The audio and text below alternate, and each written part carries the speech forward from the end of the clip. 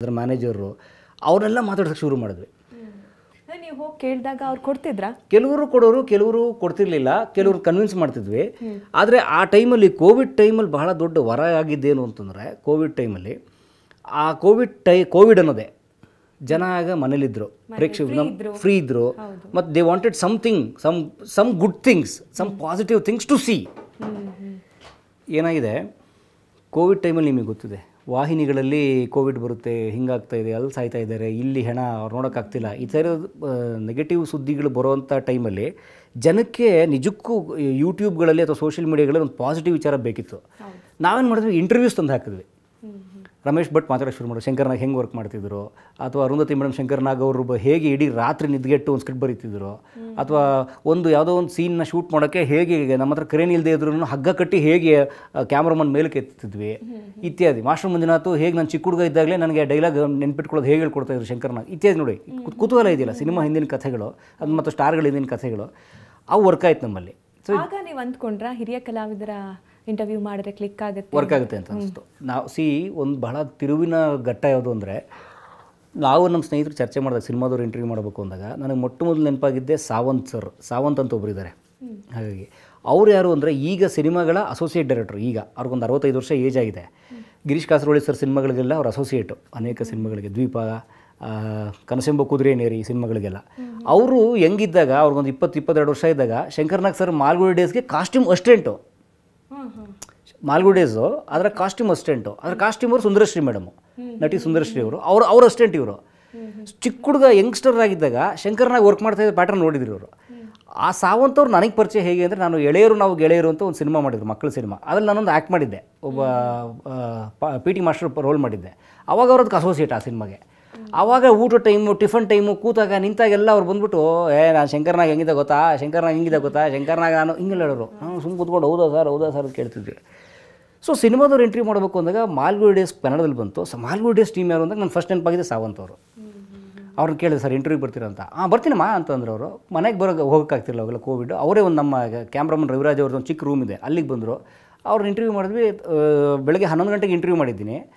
Around 1.5 ಗಂಟೆ interview, 3 episode, ಅರ್ಧ ಗಂಟೆದು. 2 ಗಂಟೆಗೆ ಫಸ್ಟ್ ಎಪಿಸೋಡ್ ಹಾಕ್ಬಿಟ್ಟೆ. 2020 ಮೇ ಇರಬೇಕದು. ಅವತ್ತಿನ ದಿನವೇ ಒಂದು 2-3 ಗಂಟೆಯಲ್ಲಿ ನನಗೆ ಎಡಿಟ್ ಕಲ್ತ್ಬಿಟ್ಟಿದ್ದೆ ಈ ಡಾಕ್ಯುಮೆಂಟ್ರೀಸ್ ಮಾಡಿ. ಸೊ ಹಾಕಿದ್ವಿ. ಅದೇನಾಯಿತು, ನಮ್ಮ ಬೇರೆ ಬೇರೆ ಇಂಟರ್ವ್ಯೂಸ್ಗಳಿಗೆ 200 ಜನ 100 ಜನ ನೋಡ್ತಾ ಇದ್ದಿದ್ದು, ಅದು 12,000 ಜನ ನೋಡ್ಬಿಟ್ರು. 12,000 ವ್ಯೂಸ್ ಬಂತದು ಫಸ್ಟು. ಅದು ದೊಡ್ಡ ಮನೆ. ನಂಗೆ ಆಶ್ಚರ್ಯ, ಸಂತೋಷ. ಸಾವಂತ್ ಅವ್ರು ಇನ್ನೂ ಸಂತೋಷ. ಸಿ ಇಮ್ಯಾಜಿನ್, ನನ್ನ ಸಾವಂತ್ ಅವ್ರು ಭಾಳ ದೊಡ್ಡವರು, ನನ್ನ ಪಾಲಿನ ದೇವರವರು. ಆದರೆ ಅವ್ರು ನಂಗೆ ಕರೆ ಮಾಡಿ, ಏನೋ 12,000 ಜನ ನೋಡ್ಬಿಟ್ರು, ಸೀರಿಯಸ್ಲಿನ ಅಥವಾ ನೀನೇ ಯಾವ್ದು ಕೂತ್ಕೊಂಡು ನಂಬರ್ ಆಗ್ತಾ ಇದೆಯಾ ಅಲ್ಲಿಂದ ಅಂದರು. ಸರ್ ಅಂತ ಯಾವುದೋ ಆಪ್ಷನ್ ಯೂಟ್ಯೂಬ್ ಕೊಟ್ಟಿಲ್ಲ ಸರ್ ನನಗೆ. ಹೌದು 12,000 ಜನ ನೋಡ್ತಾರೆ ಯಾರು ಸರ್, ಅಂತ ಮ್ಯಾಟ್ರ್ ಸರ್ ಶಂಕರ್ನಾಗ್ ಸರ್ದು ಒಂದೇ. ಹೌದಾ, ರಮೇಶ್ ಭಟ್ ಫೋನ್ ಮಾಡಿದ್ರು, ತುಂಬ ಚೆನ್ನಾಗಿ ಮಾತಾಡಿದೆಯಾ ಅಂದ್ರೆ ಕಣ ಅಂದರು. ನನ್ನ 6th ಸೆನ್ಸ್ ಏನಂದ್ರೆ, ಸರ್ ರಮೇಶ್ ಭಟ್ ಅವ್ರದ್ದು ಒಂದು ಇಂಟರ್ವ್ಯೂ ಕೊಡ್ತೀವಿ ಅಂತಂದೆ. ಹೌದಾ, ದಟ್ಸ್ ಆಲ್. ಹಸಿವು ಅದೇ ಹೇಳೋದು, ಹೊಟ್ಟೆ ಹಸ್ದಾಗ ನಾವು ಬಗ್ತೀವಿ, ನಾವು ಕೇಳ್ತೀವಿ, ಕೊಡಿ ಅಂತೀವಿ. ಅದೇ ಆಗಿದೆ ಅಷ್ಟೇ. ಬೈ ಚಾನ್ಸ್ ಇಮ್ಯಾಜಿನ್ ಮಾಡಿ, ನನ್ನ ತಂದೆ ನನಗೊಂದು 5 ಕೋಟಿ ರೂಪಾಯಿ ಕಾಸು ಕೊಟ್ಟು, ಇವತ್ತು ಸೋ ಕಾಲ್ಡ್ ದೊಡ್ಡ ಪೇರೆಂಟ್ಸ್ ಮಾಡ್ತಾರಲ್ಲ, ನೀವು ನೋಡ್ತೀರಿ, ಡ್ರಿಂಕ್ ಆ್ಯಂಡ್ ಡ್ರೈವ್, ರಾತ್ರಿ ಅವನು ಗಾಂಜಾ ಹೊಡೆದು ಸಿಗಾಕೊಂಡ ದೊಡ್ಡವ್ರ ಮಕ್ಕಳೆಲ್ಲ. ಆ ಥರ ಆಗಿದ್ರೆ ನನಗೆ ಎದುರು ಪಕ್ಕದಲ್ಲೇ ರಮೇಶ್ ಭಟ್ ಸರ್ ಬಂದು ನಿಂತ್ಕೊಂಡ್ರು ಕೇಳ್ತಿರ್ಲಿಲ್ಲ ನಾನು. ಒಬ್ಬ ಮನುಷ್ಯನ ಕೇಳಬೇಕು ಅಂತ ಅನ್ಸೋದು ಯಾವಾಗ ಅಂತಂದರೆ, when you are in real drive. ನಿಜಕ್ಕೂ ನಿಮ್ಮ ಒಳಗಡೆ ತುಡಿತಾ ಇದ್ದಾಗ ಕೇಳ್ತೀವಿ. ನಾನು ಪಟ್ಟಂತ ಕೇಳಿದೆ, ಸರ್ ರಮೇಶ್ ಭಟ್ ಅವ್ರು ಕೊಡ್ಸಿದ್ರು. ಹೌದು, ಅವ್ರು ಎಷ್ಟು ಕೇಳಿ ಹೇಳಿದ್ರೆ, ಹೌದಾ ಇರು ಕೇಳಿ ನೋಡ್ತೀನಿ ಇಟ್ಬಿಟ್ಟು 5 ನಿಮಿಷಕ್ಕೆ ವಾಪಸ್ಸು. ಓಕೆ ಅಂತಮ್ಮ 3 ಗಂಟೆಗೆ ಹೋಗು ಅಂದರು. 11 ಗಂಟೆಗೆ ಸಾವಂತ್ ಅವ್ರು ಇಂಟರ್ವ್ಯೂ ಮಾಡಿ 2 ಗಂಟೆಗೆ ಟೆಲಿಕಾಸ್ಟ್ ಆಗಿದೆ. 2:15 ಸರ್ ಫೋನ್ ಮಾಡಿದ್ದಾರೆ. 3 ಗಂಟೆಗೆ ರಮೇಶ್ ಭಟ್ ಅವ್ರ ಮುಂದೆ ಕೂತಿದ್ದೀನಿ ನಾನು. ರಮೇಶ್ ಭಟ್ ಅವರು ಅವ್ರದ್ದೊಂದು ಆಫೀಸ್ ಥರ ಇರುತ್ತೆ ಇಲ್ಲಿ KR ರೋಡಲ್ಲಿ, ಅಲ್ಲಿ ಕರೆಸಿದ್ರು. ಮನೆಗೆ ಬೇಡ ಕಣಾಲ್ ಬಾ ಅಂತ. ಅವ್ರು ಎಷ್ಟು ಚೆನ್ನಾಗಿ ಹೇಳಿದ್ರು ಅಂದರೆ, ಸರ್ ನಾನು ನಿಮ್ಮ ಫ್ಯಾನ್ ಸರ್, ರಮೇಶ್ ಭಟ್ ಅವ್ರು ಎಂಥ ದೊಡ್ಡ ನಟ ಅವರು, ನಿಮ್ಮ ಫ್ಯಾನ್ ಸರ್ ನಾನು ಅಂದಾಗ. ಅಯ್ಯೋ ಇದೆಲ್ಲ ಬಿಡಯ್ಯ, 3 ತಿಂಗಳಾಯ್ತು ನಾನು ಕ್ಯಾಮ್ರಾ ಫೇಸ್ ಮಾಡಿ, ಕೋವಿಡ್ ಬಂದೆಲ್ಲ ಲಾಕ್ ಆಗ್ಬಿಟ್ಟಿದೆ. ಮಾರ್ಚಲ್ಲಿ ಬಂದಿರೋದು, ಮೇ ಜೂನಲ್ಲಿ ಮಾಡ್ತಿರೋದು ನಾವು ಇದನ್ನು. ಈ ಕ್ಯಾಮ್ರಾನಾರು ಫೇಸ್ ಮಾಡ್ತೀನಿ, ಏನಾದ್ರು ಹೇಳಬೇಕು ಕ್ಯಾಮ್ರಾ ಮುಂದೆ ಹೋಗಿಲ್ಲ, ನನಗೆ ಇದಾಗುತ್ತೆ, ಬಾಯಲ್ಲಿ ಮಾತಾಡ್ತೀನಿ ಬಟ್ ಶಂಕರ್ನಾಗ್ ಸರ್ ಅವ್ರೊಂದು 2 ಅವರ್ಸ್ ಮಾತಾಡಿದ್ರು. ನಿಮಗೆಲ್ಲದೂ ಒಲ್ತು ಬಂದಿದ್ದು ಆ ಟೈಮ್ ನೋಡಿ. ಅಂದರೆ ಸಿ ಇದು what is success is nothing but your preparation meets the opportunity. ನಾವು ತಯಾರಿರಬೇಕು. ಅಂದರೆ ಒಂದು ಅವಕಾಶ ಬರುತ್ತೆ, ತಯಾರಿನೇ ಇಲ್ಲ ಅಂದರೆ ನಾವು, if I don't know editing, if I don't know ಹೆಂಗಾಗ್ತಿತ್ತು. ಇಲ್ಲ ನಾನು 11 ಗಂಟೆಗೆ ಅವತ್ತು ನಮ್ಮ ಕ್ಯಾಮ್ರಾಮನ್ ಇಲ್ಲ, ನಾನೇ ಶೂಟ್ ಮಾಡಿರೋದು. ಅದು ಕ್ಯಾಮ್ರಾಮನ್ ಮನೆ ನಾನು ಜಾಗ ಕೊಟ್ಟರು ನನಗೆ, ಕ್ಯಾಮ್ರಾಮನ್ ಇಲ್ಲ. ಯಾಕಂದ್ರೆ ಅವ್ರು ದುಡ್ಡು ಕೊಡೋದು ನಂಗೆ ಯೋಗ್ಯತೆ ಇಲ್ಲ ಅವತ್ತಿಗೆ, ಯಾಕಂದ್ರೆ ನಾನೇ ಖಾಲಿ ಜೇಬು. ಅದಾಗಿ 1 ಮಂತ್ ಆದಮೇಲೆ, ಒಂದು 20-30 ಎಪಿಸೋಡ್ ಆದಮೇಲೆ, ಓಕೆ ಇದರಲ್ಲೇನೋ ಹುಟ್ಟುತ್ತೆ ಅಂತ ಕಾನ್ಫಿಡೆನ್ಸ್ ಬಂದಮೇಲೆ ಅವ್ರನ್ನ ಕರೆದಿದ್ದು ನಾನು ಕ್ಯಾಮ್ರಾಮನ್ನ. ನಾನೇ ಕ್ಯಾಮ್ರಾಮನು, ನಾನೇ ಎಡಿಟ್ರು. ಅದಕ್ಕೆ ಮೊದಲು ನನ್ನ ಹೆಂಡ್ತಿನೇ ಎಡಿಟ್ರು ಮನೆಯಲ್ಲಿ. ಅದಕ್ಕೆ ಮೊದಲು ಇಂಟರ್ವ್ಯೂಸಿಗೆ ಹೋಗೋಕ್ಕೆ ಮೊದಲು ಮನೆಯಲ್ಲೇ ನಾವು DVG ಬಗ್ಗೆ, ಬೀಚಿಯವ್ರ ಬಗ್ಗೆ, ಡಾಕ್ಟರ್ ರಾಜ್ಕುಮಾರ್ ಅವ್ರ ಬಗ್ಗೆ ನಾನೇ ಕೂತ್ಕೊಂಡು ಮಾತಾಡೋದು. ಈ ಥರ ಒಂದು ಗ್ರೀನ್ ಮ್ಯಾಟ್, ಚಿಕ್ಕದೊಂದು ಗ್ರೀನ್ ಮ್ಯಾಟ್ ಇತ್ತು. ಇಷ್ಟೆಲ್ಲ ದೊಡ್ಡ ಸ್ಟುಡಿಯೋ ನಾವು ಇವಾಗ ಬಹುತೇಕ ಅಪರೂಪಕ್ಕೆ ನೋಡಿರೋದು ನಾವು.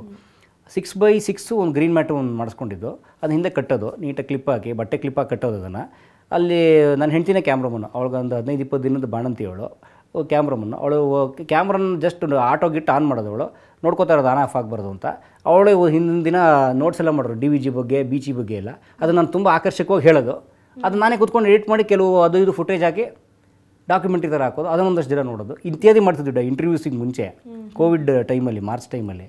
ಸೊ ಈ ಇಂಟರ್ವ್ಯೂಸ್ ಬಂದಾಗ ಏನಾಯಿತು, ಸೊ ಅದನ್ನು ಹೇಳ್ತಿದ್ದೆ, the opportunity meets your preparation or ನಮ್ಮ ತಯಾರಿ. ಸೊ ನನಗೆ ಎಡಿಟಿಂಗ್ ಬರ್ತಿತ್ತು, ಇಲ್ಲ ಹೆಂಗಾಗ್ತಿತ್ತು. ಇವತ್ತು ಬಹುತೇಕ ಹುಡುಗರು ಇವತ್ತು ಕಮ್ಮಿ ಅಂದರೆ ಇಬ್ಬರು ಎಡಿಟರ್ಸ್ ಬೇಕು, ನನ್ನ ವೇಕೆನ್ಸಿ ಇದೆ, ಬರ್ತಿಲ್ಲ ಜನ. ಫಸ್ಟ್ ಪ್ರಶ್ನೆ ಎಷ್ಟು ಕೊಡ್ತೀರಾ? ಅಲ್ಲಪ್ಪ ಬಾ, ಇಲ್ಲಿ ಒಂದು ಮಾತುಕತೆಗೆ ಬಾ, ಒಂದು ಚರ್ಚೆಗೆ ಬಾ, ಒಂದು ಇಂಟರ್ವ್ಯೂಗೆ ಬಾ, ನಿನ್ನ ಸ್ಕಿಲ್ ಏನು ತೋರಿಸು, ನನ್ನ ರಿಕ್ವೈರ್ಮೆಂಟ್ ಹೇಳ್ತೀನಿ, ಒಂದು ಕಟ್ ಮಾಡಿ ತೋರಿಸು. 50,000 ನಾನು ಕೊಡ್ತೀನಿ ಪೇಮೆಂಟ್. ಈಗಲೇ ನಾನು ಓಪನ್ ಆಗಿ ಹೇಳ್ತೀನಿ ನಿಮಗೆ, ನಮ್ಮಲ್ಲಿ ಎಡಿಟ್ರ್ ಬಂದರೆ 50,000 ಸಂಬಳ ಕೊಡ್ತೀನಿ. The point is you prove me who you are. ಯಾಕಂದರೆ ಇದೆಲ್ಲ ಅದು ಸ್ಕೀಮ್ ಅಲ್ಲ, ಇದು ನಿಮ್ಗೆ ಇಷ್ಟು ಮಂತ್ಲಿ ನಿಮ್ಮ ಅಕೌಂಟಿಗೆ ಹಾಕ್ತೀನಿ ಅದಕ್ಕೆ ಸ್ಕೀಮ್ ಅಲ್ಲ ಇದು. You have to show something. ಹಾಗಿದ್ದಾರೆ ಅಂದರೆ ಸ್ಕಿಲ್ ಕಲಿಯೋಕ್ಕೆ ರೆಡಿ ಇಲ್ಲ. ಭಾಳ ಜನ ನನಗೆ ಇವತ್ತಿಗೆ ಕಾಲ್ ಮಾಡ್ತಾರೆ, ಪಾಪ್ಯುಲರ್ ಯೂಟ್ಯೂಬರ್ ಅಂತ ಅನ್ಸ್ಕೊಂಡ್ಮೇಲೆ, ನಿಮ್ಮ ಹತ್ರ ಡ್ರೈವರ್ ಆಗಾದರೂ ಬರ್ತೀನಿ, ಕರ್ಕೊಂಡೋಗಿ ಸಾಕು. ನಿಮ್ಮ ಹತ್ರ ಸುಮ್ಮನೆ ಬರ್ತೀನಿ ಸರ್, ಅದಕ್ಕೆ ಬರಬೇಡ. ರೈಟಿಂಗ್ ಕಲ್ತ್ಕೊಳ್ಳಿ, ಬನ್ನಿ ನಾನು ಕಲಿಸ್ತೀನಿ. ಇಲ್ಲ ಬನ್ನಿ ಎಡಿಟಿಂಗ್ ಕಲ್ತ್ಕೊಂಬನ್ನಿ ಎಡಿಟಿಂಗು. ಇಲ್ಲ ಅದೆಲ್ಲ ಕೇಳ್ಬೇಡಿ ಸರ್, ನಮಗೆ ಏನಾದ್ರು ಬೇರೆ ನಿಮ್ಮ ಥರ ಪಾಪ್ಯುಲರ್ ಆಗೋಕ್ಕೆ ಏನಾರು ಹೇಳಿ, ಕಲಿಬೇಕಪ್ಪ ಏನಾರು ಒಂದು.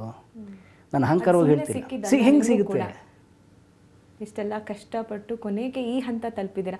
ನಾವು ನೋಡಿದ ಹಾಗೆ ಹೇಳಿದೆ ನಾನು, ನೀವು ಹಿರಿಯ ಕಲಾವಿದರ ಸಂದರ್ಶನಗಳನ್ನು ಮಾಡಿದ್ರಿ, ಅವರ ಬದುಕನ್ನು ಜನರ ಮುಂದೆ ತೆರೆದಿಟ್ರಿ. ಎಷ್ಟೋ ಜನ ತುಂಬ ಕನೆಕ್ಟ್ ಆದರು. ನಾವು ಆ ಸಿನಿಮಾದಲ್ಲಿ ಇವ್ರನ್ನ ನೋಡಿದ್ವಲ್ಲ, ಈ ಧಾರಾವಾಹಿಯಲ್ಲಿ ಇವ್ರನ್ನ ನೋಡಿದ್ವಲ್ಲ, ಇವ್ರ ಜೀವನ ಹೀಗಿದೆಯಾ, ಈಗ ಹಿಂಗಿದೆಯಾ ಅಂತ ಹೇಳಿ ಯಾವುದಾದ್ರೂ ನಿಮ್ಗೆ ತುಂಬ ಕನೆಕ್ಟ್ ಆಗಿರುವಂಥದ್ದು ಯಾವುದಾದ್ರೂ ಕ್ಷಣವನ್ನು ನೆನೆಸ್ಕೊಳ್ಬೋದಾ? ನಾನು ದೊರೆ ಭಗವಾನ್ ಸರ್ ಅವರ ಭಾಳ ದೊಡ್ಡ ಅಭಿಮಾನಿ. ಯಾಕಂದರೆ ನಾನು ಹೂ ಕಟ್ಟಿ ಮಾರ್ತಿದ್ದಾಗ ಅವಾಗ ದೊರೆ ಭಗವಾನ್ ಸರ್ ಅಂದರೆ ನನ್ನ ಅವ್ರ ಟೈಟ್ಲ್ ಬಂದರೆ ಖುಷಿ ಆಗುತ್ತೆ ನನಗೆ. ಅನುಪಮ ಮೂವೀಸ್ ಅಥವಾ ಅನುಪಮ ಆರ್ಟ್ಸ್ ಅಂತ ಬಂದು ಬಿಗಿನಿಂಗ್ ಬರೋದು, ಅನುಪಮ ಮೂವೀಸ್ ಅರ್ಪಿಸುವ ಕೊನೆಯಲ್ಲಿ ದೊರೆ ಭಗವಾನ್ ಅಂತ ಬಂದು ಬಯಲುದಾರಿ, ಗಾಳಿ ಮಾತು ಅಥವಾ ನಾನೊಬ್ಬ ಕಳ್ಳ ಇವೆಲ್ಲ ಬರೋದು. ದೊರೆ ಭಗವಾನ್ ಬರೋದಲ್ಲ ನಂಗೆ ಮತ್ತು ಅವ್ರ ಸಿನಿಮಾ ಭಾಳ ಚೆನ್ನಾಗಿರ್ತವೆ, ಭಾಳ ಚೆನ್ನಾಗಿ ತೊಗೊಂಡೋಗ್ತಾರೆ, ವಲ್ಗಾರಿಟಿ ಇರೋಲ್ಲ, ಒಂದು ನೀಟ್ ಸ್ಕ್ರೀನ್ ಪ್ಲೇ ಅದ್ಭುತವಾಗಿ ತೊಗೊಂಡೋಗ್ತಾರೆ, ಒಳ್ಳೆ ಹಾಡಿರುತ್ತೆ. ರಾಜ್ಕುಮಾರ್ ಅವರು 2 ಕನಸು ಎಲ್ಲ ನಿರ್ದೇಶಕರು, ಕಸ್ತೂರಿ ನಿವಾಸ ಡೈರೆಕ್ಟರು. ಸೊ 50 ಸಿನಿಮಾ ಮಾಡಿದ್ದಾರೆ. ಹಾಗಾಗಿ ಅವ್ರ ದೊಡ್ಡ ಅಭಿಮಾನಿ. ನೋಡಿ ದೊಡ್ಡವ್ರು ಹೇಗಿರ್ತಾರೆ ಅನ್ನೋಕ್ಕೆ, ನೀವು ಹೇಳಿದ್ರಲ್ಲ ಕೂಡು ಬರುತ್ತೆ ಅನ್ನೋಕ್ಕೆ, ಮಾಲ್ಗುಡಿ ಸೀರೀಸ್ ಎಲ್ಲ ಮಾಡಿದ್ವಿ. ಆಮೇಲೆ ಮಾಸ್ಟರ್ ಮಂಜುನಾಥ್ ಶೇಖರು, ರಮೇಶ್ ಭಟ್ ಆದಮೇಲೆ ಅದರ ಒಂದು 7-8-10 ಜನ ಮಾತಾಡ್ಸಿದ್ವಿ. ಅದೊಂದು 25 ಎಪಿಸೋಡ್ ಆಯ್ತು ನಮ್ಮಲ್ಲಿ. ಶಂಕರ್ನಾಗ್ ಅವರು ಡ್ರೈವರ್ ಸಿಕ್ಕರು ನನಗೆ ಭಾಳ ಅಪರೂಪಕ್ಕೆ. ನನ್ನಲ್ಲಿ ವೈರಲ್ ವಿಡಿಯೋ, ಅದನ್ನು ನಾನು ಫುಲ್ ಎಪಿಸೋಡ್ 2 ಸಲ ಹಾಕಿದ್ದೀನಿ, ಅವು ಲಕ್ಷಗಟ್ಟಲೆ ನೋಡಿದ್ದಾರೆ. ಇದೇ ಮಾಡ್ತಿದ್ದಾಗ ಒಂದು ಸಲ ಇವರು ಇದೆ ಸಾವಂತ್ ಸರ್ ಫೋನ್ ಮಾಡಿ, ಸರ್ ಯಾವುದೋ ಒಂದು ರೆಫರೆನ್ಸ್ ಬಂತು ನೋಡಿ ಹೇಗೆ ಹುಡುಕ್ತೀವಿ ಅನ್ನೋಕ್ಕೆ. ಯಾರೋ ಮಾತಾಡ್ತಾ ಶಂಕರ್ನಾಗ್ ಸರ್ ಸತ್ರಲ್ಲ ಆ್ಯಕ್ಸಿಡೆಂಟಲ್ಲಿ, ಒಂದು ಅಕಾಲಿಕವಾಗಿ ಸತ್ರಲ್ಲ 91 ಟೈಮಲ್ಲಿ. ಆಗ ಆ ಡ್ರೈವರ್ ಇದ್ದಾರಲ್ರಿ, ಆ ಡ್ರೈವರ್ ಬೇರೆಯವ್ರು ಹೋಗ್ಬೇಕಿತ್ತು, ಇನ್ನೊಬ್ಬ ಡ್ರೈವರ್ ಹೋಗ್ಬಿಟ್ಟ ಅಂತ ನನಗೊಂದು ಪಾಯಿಂಟ್ ಹೇಳಿದ್ರು ಯಾರೋ ಒಂದು ಇಂಟರ್ವ್ಯೂನಲ್ಲಿ. ಹಾಗಾದರೆ ಶಂಕರ್ನಾಗ್ ಸರ್ ಜೊತೆ ಹೋಗಿ ಸತ್ತ ಡ್ರೈವರ್ ಒಬ್ಬರು, ಹೋಗದೆ ಉಳ್ಕೊಂಡ್ರಲ್ಲ ಡ್ರೈವರ್ ಎಲ್ಲಿ ಅಂತ ಹುಡುಕಕ್ಕೆ ಶುರು ಮಾಡಿದ್ಮೇಲೆ ಅವ್ರು ದಾಸ್ ಅಂತ ಅವ್ರು ಇದ್ದಾರೆ ಈಗ ಅಂತ ಗೊತ್ತಾಯಿತು. ಅವ್ರನ್ನ ನಾವು ಕೇಳಿದಾಗ, ನಮ್ಮ ದಣಿ ಸರ್ ಅವ್ರ ಬಗ್ಗೆ ನಾನು ಮಾತಾಡಲ್ವಾ, ಬರ್ತೀನಿ ಅಂದರು. ನಮ್ಮ ಮನೆಗೆ ಬಂದರು ಅವರು, ನಮ್ಮ ಮನೆಗೆ. ಜೊತೆಗೆ ಇನ್ನಿಬ್ಬರು ಡ್ರೈವರ್ ಕರ್ಕೊಂಬಂದರು. ಯಾರು ಸರ್ ಇವರಿಬ್ರು ಅಂದರೆ, ಸರ್ ನಾನು ಲಾಸ್ಟಲ್ಲಿ ಹೋಗಿ ಸೇರಿಕೊಂಡಿರೋದು ಇವರಿಬ್ಬರು, ಅವ್ರು ಫಸ್ಟ್ ಡ್ರೈವರ್ಸು, ಇವ್ರು ಮಾತಾಡಿಸಿ ಅಂತ. 3 ಜನ ಡ್ರೈವರ್ಸು. ಎಷ್ಟು ಚೆನ್ನಾಗಿದೆ ಅದು ಅಂದರೆ, ಶಂಕರ್ನಾಗ್ ಅವರು ಹೊರಡ್ತಾರೆ, ಅವರು ಒಂದು ಸಿನಿಮಾ ಶೂಟಿಂಗ್, ಜೋಕುಮಾರ್ ಸ್ವಾಮಿ ಶೂಟಿಂಗಿಗೆ ಅಂತ ಹೊರಡ್ತಾರೆ. ರಾತ್ರಿ ಲೇಟ್ ನೈಟ್ ಹೊರಟ್ಬಿಡ್ತಾರೆ ಅವರು, ಅರುಂಧತಿ ಮೇಡಮ್ಮು ಡ್ರೈವರು. ಆ ಡ್ರೈವರು ಹೋಗ್ತಿದ್ದಾಗ ದಾವಣಗೆರೆ ಆನ್ಗೋಡ್ ಹತ್ರ ಆಕ್ಸಿಡೆಂಟ್ ಆಗಿಬಿಡುತ್ತೆ, ನಿಂತಿರೋ ಲಾರಿ ಗುದ್ದು ಬಿಡ್ತಾರೆ. ಸೊ ಶಂಕರ್ನಾಗ್ ಸರು ಡ್ರೈವರ್ ಸ್ಪಾಟ್ ಔಟು, ಮೇಡಮ್ ಇಂಜುರೀಸಿಂದ ಬದುಕಿದ್ರು. ಆದರೆ ಆ್ಯಕ್ಚುಲಿ ಅವತ್ತು ಕಾರ್ ಸ್ಟಾರ್ಟ್ ಮಾಡಿದ್ದು ಇವರು ದಾಸು ಮಾಡ್ತಾರೆ. ಹಾಗಾಗಿ ಬೇಡ ನಿನ್ನ ರಾತ್ರಿ ನಿದ್ದೆ ಮಾಡಿಲ್ಲ, ನೀನು ಬಾಯಿ ಕಡೆ ಅಂದ್ಬಿಟ್ಟು ಅವ್ರನ್ನ ಹಾಕ್ಬಿಡ್ತಾರೆ ಅವರು. ಶಂಕರ್ನಾಗ್ ಸರ್ ನಿಂಗೆ ಬೇಡ, ನೀನು ಯಾಕೋ ನಿದ್ದೆ ಮಾಡ್ತೇವೆ ಕಣ, ಬೇಡ ಅಂದ್ಬಿಡಿ, ಇವನು ಚೆನ್ನಾಗಿ ಹೋಗ್ತಾನೆ ನೈಟಲ್ಲಿ ಅಂದ್ಬಿಟ್ಟು ಹಾಕ್ಬಿಡ್ತಾರೆ. He's save today. ಸಾರ್ ನಾನು ಸ್ವಲ್ಪ ಸಾಯ್ಬೇಕಾಯ್ತು, ನನ್ನ ಬಾಸ್ಗೆ ನನ್ನ ಜೀವನ ಕೊಟ್ಟರು ಸರ್, ಅವ್ರು ನನ್ನ ಪ್ರಾಣ ಕೊಡೋಕ್ಕಾಗಿಲ್ಲ ಅನ್ನೋದು ನನ್ನ ನೋವು ಅಂತ ಹೇಳ್ತಾರೆ ಅವರು. ಆ ಥರದ ಇನ್ಸಿಡೆಂಟ್ ನೋಡಿ ಎಷ್ಟು ಕನೆಕ್ಟ್ ಆಗುತ್ತೆ ನೋಡಿ. ನಮ್ಮ ಸ್ವಾಮಿನ ಇಷ್ಟೇ ಶಂಕರ್ನಾಗ್ ಸರ್ ಅವರು ಕರ್ಕೊಂಬಂದು ಬೆಳೆಸಿರೋದು, ಮಲಯಾಳಿಯವರು. ಅವತ್ತು ನಾನು ಸತ್ತಿದ್ರೆ ಆ್ಯಕ್ಚುಲಿ ನಂಗೆ ತುಂಬ ಸಂತೋಷ ಆಗಿರೋದು, ನನ್ನ ಆತ್ಮಕ್ಕೆ ತೃಪ್ತಿಯಾಗಿರೋದು. ನಾನು ಅವತ್ತು ಸಾಯಲಿಲ್ಲ, ಅವ್ರು ಯಾರೋ ಸತ್ಬಿಟ್ರು, ಲಿಂಗಪ್ಪ ಅಂತ ಒಬ್ಬರು ಡ್ರೈವರು. ಆ ಲಿಂಗಪ್ಪನವ್ರ ಫ್ಯಾಮಿಲಿ ಮಾತಾಡ್ತಿದ್ದಾರೆ, ಹೆಂಡತಿ ಮಕ್ಕಳಿದ್ದಾರೆ ಈಗ. ಅವ್ರನ್ನ ಶಂಕರ್ನ ಅನಂತನಾಗ್ ಸರ್ ತುಂಬ ಚೆನ್ನಾಗಿ ಸೆಟ್ಲ್ ಮಾಡಿದ್ದಾರೆ ಅವ್ರನ್ನ. ಅವ್ರಿಗೂ ಸೈಟ್ ಕೊಡಿಸಿ ಮನೆ ಮಾಡಿ ತುಂಬ ಚೆನ್ನಾಗಿ ಸೆಟ್ಲ್ ಮಾಡಿದ್ದಾರೆ. ನೋಡಿ ಅದು ಹೇಳೋದು, ಆ ಕುಟುಂಬ ಇದೆಯಲ್ಲ, ಈ ಕಥೆಗಳು ಮಾನವೀಯ ಮೌಲ್ಯ ಇದೆಯಲ್ಲ, ಒಬ್ಬ ತೆರೆ ಹಿಂದೆ ಅಥವಾ ಒಬ್ಬ ಸೆಲೆಬ್ರಿಟಿ ಹಿಂದಿನ ತೆರೆ ಹಿಂದೆ ಇವೆಲ್ಲವೂ ನಮ್ಮಲ್ಲಿ ಕನೆಕ್ಟ್ ಆಯಿತು, ತುಂಬ ಚೆನ್ನಾಗಿ ವರ್ಕ್ ಆಯಿತು. ಹಾಗಾಗಿ ಸೊ ಈ ಥರದ್ದೆಲ್ಲ ಮಾಡಿ ಶಂಕರ್ನಾಗ್ ಸೀರೀಸ್ ಎಲ್ಲ ಮುಗಿಯೋ ಟೈಮ್ಗೆ ನೆಕ್ಸ್ಟ್ ಯಾರನ್ನ ಟ್ರೈ ಮಾಡಬೇಕಲ್ಲ, ಇಲ್ಲಾಂದ್ರೆ ಮತ್ತೆ ಇಲ್ಲಿ ಅಂತ. ಆವಾಗ ನಾನು ಆಗಲೇ 8,000ದಿಂದ 80,000 ಆಗಿತ್ತು. ಇನ್ನೂ ಆಗಿಲ್ಲ. ಅದೊಂದು ದೊಡ್ಡ ಇಶ್ಯೂ ಏನಾಯಿತು ಅಂದರೆ, ಯೂಟ್ಯೂಬಿಂದ ಪೇಮೆಂಟ್ ಬರೋಕ್ಕೆ ಅವರು ಅಡ್ರೆಸ್ ವೆರಿಫೈ ಮಾಡಿಸ್ತಾರೆ. ಅದೊಂದು ಟೆಕ್ನಿಕಲ್ ಥಿಂಗ್ ಇದೆ. ಅಡ್ರೆಸ್ ವೆರಿಫಿಕೇಷನ್ ಮಾಡಿಸ್ತಾರೆ. ಅಂದರೆ ಅದು ಫೇಕ್ ಅಕೌಂಟಾ ಅಥವಾ ಅಡ್ರೆಸ್ಸಲ್ಲಿದ್ದಾರೆ ಅಂತ. ಅದಕ್ಕೇನು ಮಾಡ್ತಾರೆ, ನಾವು ಕೊಟ್ಟಿರೋ ಪೋಸ್ಟಲ್ ಅಡ್ರೆಸ್ಸಿಗೆ ಅವರು ಆ್ಯಕ್ಚುಲಿ ಯೂಟ್ಯೂಬ್ ಆಫೀಸಿಂದ ಒಂದು ಪೋಸ್ಟ್ ಹಾಕ್ತಾರೆ ಆ ಅಡ್ರೆಸ್ಸಿಗೆ. ಅದರಲ್ಲಿ ಒಂದು ಕೋಡ್ ಇರುತ್ತೆ. ಆ ಕೋಡನ್ನ ನಮ್ಮ ಯೂಟ್ಯೂಬ್ ಮಾನಿಟೈಸೇಷನ್ ಇದರಲ್ಲಿ ಎಂಟ್ರ್ ಮಾಡಬೇಕು. ಓಕೆ, ಆವಾಗ ಮಾತ್ರ ಅದು ಆ್ಯಕ್ಟಿವೇಟ್ ಆಗುತ್ತೆ, ಅಡ್ರೆಸ್ ವೆರಿಫೈ ಆಗುತ್ತೆ. ಸೊ ಹಂಗಾಗಿ ಅದು ನೋಡಿ ಎಷ್ಟು ಚೆನ್ನಾಗಿದೆ. ಆ ಅಡ್ರೆಸ್ಸಿಗೆ ಹೋಗಿ ಅವ್ರು ಅದನ್ನು ಅದನ್ನು ಎಂಟ್ರ್ ಮಾಡಬೇಕು, ಅವ್ರು ಕೊಟ್ಟರು ಕೋಡ್ ನಂಬರು. ಸೊ ಹಾಗಾಗಿ ಅದು ಬಂದಿಲ್ಲ. ಯಾಕೆ ಬಂದಿಲ್ಲ ಅಂದರೆ, ಕೋವಿಡ್ ಟೈಮಲ್ಲಿ ವಿಮಾನ ಇಲ್ಲ, ಏನು ಬೇರೆ ಬೇರೆ ದೇಶಗಳ ಮಧ್ಯೆ ವಿಮಾನ ಇಲ್ಲ, ಯೂಟ್ಯೂಬ್ ಆಫೀಸಿಂದ ಹೊರಡಬೇಕು, ಬರ್ತಾ ಇಲ್ಲ.